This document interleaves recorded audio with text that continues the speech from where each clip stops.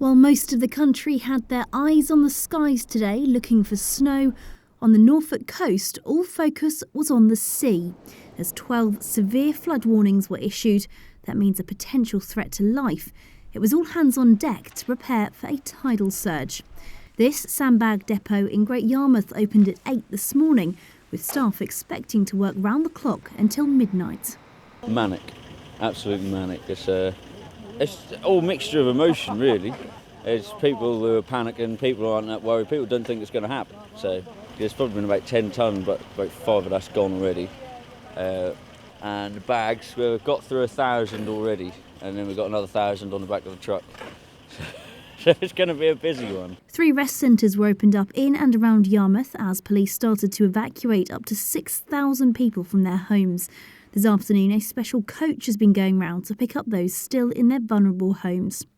With the high tide expected at 9:30 and gale force winds forecast, 200 soldiers from the Midlands have been drafted in to help with the efforts, as well as up to 70 extra police officers. When the Met Office and the Environment Agency issue a severe warning, there's a reason for that. They are saying it's a threat to life. Now, we've all got to take that seriously, and if the advice is to evacuate, then my advice is evacuate.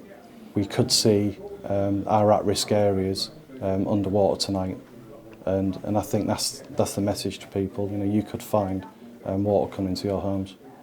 It seems like this of the storm surge in 2013 that Norfolk's emergency services are desperate to avoid.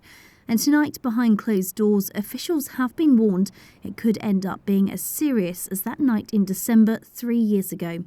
One of the worst hit areas then, Walcott, is again bracing itself. This afternoon, 80 residents were evacuated to the Lighthouse pub. And it's not just people having to leave their homes. Down the coast in Horsey, dozens of seal pups had to be moved off the beaches. What we call white coats, in other words, they've still got their baby fur. If they get swept out to sea, they will probably drown because they're not fully waterproof. So what we're doing now is a couple of my colleagues have gone along the beach to look out for those. And if there are any that look as if they're going to be in danger from the high tide tonight, we'll pick them up and take them somewhere safe overnight. So a final warning from police tonight to any so-called flood sightseers thinking of trying to capture the drama on the seafront. Their message, no picture of Norfolk's stormy coast is worth risking your life for. Lauren Hewitt, Mustard TV, Great Yarmouth.